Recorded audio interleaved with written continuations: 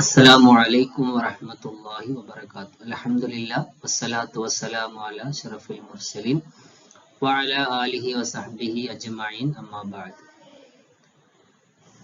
BA അഫ്ദലുൽ ഉലമ 4th സെമസ്റ്ററിലെ ഹിസ്റ്ററി ഓഫ് ഇസ്ലാമിക് ആൻഡ് ഉമ്മയ്യത്ത് ലിറ്ററേച്ചറിന്റെ Abdul Hamid bin Yahya al Katib എന്ന ആളെ കുറിച്ചാണ് ഇന്ന് നമ്മൾ ചർച്ച ചെയ്യാൻ പോകുന്നത്. നമുക്ക് വിഷയത്തിലേക്ക് കടക്കാം. ഹുവ അബൂ ഗാലിബ് അബ്ദുൽ ഹമീദ് ബിനു യഹ്യ ബിനു സഅദ്. അദ്ദേഹത്തിന്റെ മുഴുവൻ പേരാണ് ഹുവ Abu Ghalib Abdul Hamid bin Yahya Binu Saad എന്നതാണ് അദ്ദേഹത്തിന്റെ മുഴുവനായിട്ടുള്ള പേര്.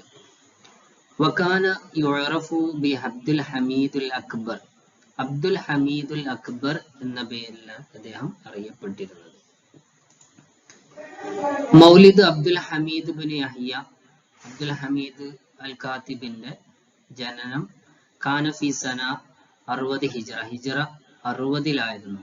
അതായത് 650 മീലാദിയിൽ. ഫി മദീനത്തിൽ അംബാർ എന്ന് പറയുന്ന പട്ടണത്തിലായിരുന്നു അദ്ദേഹത്തിന്റെ ജനനം. വകാനത്ത് നശഅതുഹു ഫി ഷാം. അദ്ദേഹം വളർന്നതൊക്കെ ഷാമിലായിരുന്നു. വതഅല്ലമ സനാഅത്തൽ കിതാബത്ത്. അദ്ദേഹം എഴുത്ത് പഠിച്ചു. കിതാബത്ത് എഴുത്ത് കല അദ്ദേഹം പഠിച്ചു.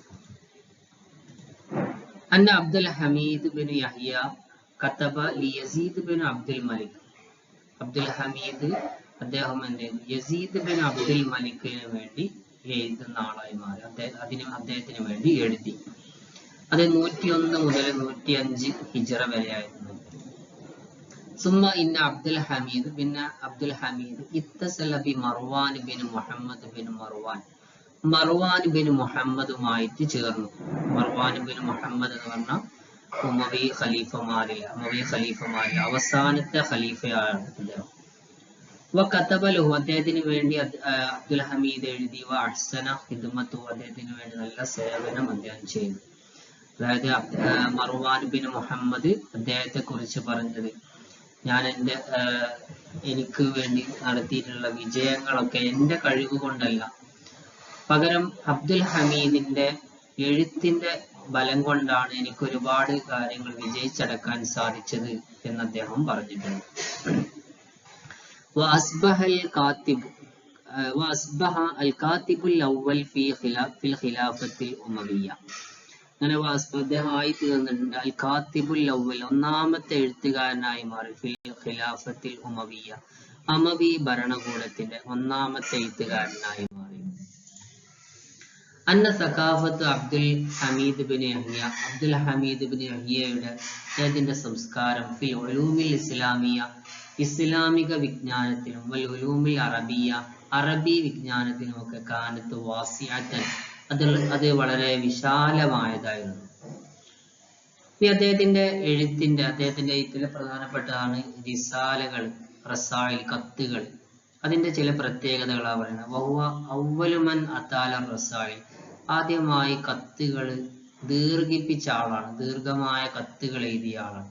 വസ്തഅമല തഹ്മീദാത്ത്, അദ്ദേഹം ഹംദുകളെ ഉപയോഗിച്ചു. ഫി ഫുസൂൽ റസായിൽ, കത്തുകളിൽ. വഅതാലഹ, അതിനെ ദീർഘിപ്പിക്കുകയും ചെയ്തു. ഹംദുകൾ, വളരെ ദീർഘമായിട്ടുള്ള ഹംദുകളൊക്കെ അദ്ദേഹം കൊണ്ടുവന്നു. അതുപോലെ വഹുവല്ലദീ സഹല സുബുലൽ ബലാഅത്തി ഫി തറസ്സുൽ, വഹുവല്ലദീ സഹല, അദ്ദേഹം എളുപ്പമാക്കിയ ഒരാളാണ്.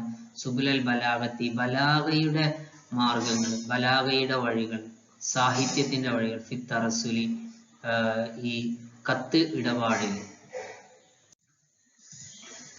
വകാന മഖ്തലുഹു, അദ്ദേഹത്തിന്റെ മരണമായിരുന്നു മർവാൻ ബിൻ മുഹമ്മദിന്റെ കൂടെയായിരുന്നു. ഫി മിസ്റിൽ വെച്ച്. അവര് നാട് വിട്ടു പോയതായിരുന്നു അബ്ബാസികളെ പേടിച്ചുകൊണ്ട്. ആ സമയത്ത് മർവാന്റെ കൂടെ ഇദ്ദേഹം ഉണ്ടായിരുന്നു. അങ്ങനെയാണ് ഇവർ രണ്ടുപേരും ഒരുമിച്ചാണ് മരണപ്പെടുന്നത്. ഫി 26 ദുൽഹിജ്ജ 132 ഹിജ്റ 132 ദുൽഹിജ്ജ 26-നാണ് അദ്ദേഹം എന്ത് ചെയ്യുന്നത്, മരണപ്പെടുന്നത്. വമിൻ റസായിലിഹി, അദ്ദേഹത്തിന്റെ കത്തുകളിൽ ഹംദുകൾ വളരെ ദീർഘമായിട്ടുണ്ടായിരുന്നു എന്ന് പറഞ്ഞു. അതിലെ ചില പ്രധാനപ്പെട്ട ഒരു വരിയാണ് ഇവിടെ കൊടുത്തിട്ടുള്ളത്. അൽഹംദുലില്ലാഹിൽ അലി മക്കാനഹു അൽ മുനീറു ബുർഹാനഹു അൽ അസീസ് സുൽത്താനഹു അസ്സാബിത്തത്തു കലിമാത്തുഹു അശ്ശാഫിയത്തു ആയാത്തുഹു എന്ന് പറയുന്ന അദ്ദേഹത്തിന്റെ അതിലെ ഒരു പ്രധാനപ്പെട്ട വരികളാണ്. ഇത്രയും കാര്യങ്ങളാണ് അബ്ദുൽ ഹമീദ് അൽ ഖാത്തിബിനെ കുറിച്ച് നമുക്ക് പഠിക്കാനുള്ളത്. വാഖിർ ദഅവാന അൽഹംദുലില്ലാഹി റബ്ബിൽ ആലമീൻ. അസ്സലാമു അലൈക്കും വറഹ്മത്തുള്ളാഹി വബറകാതുഹു.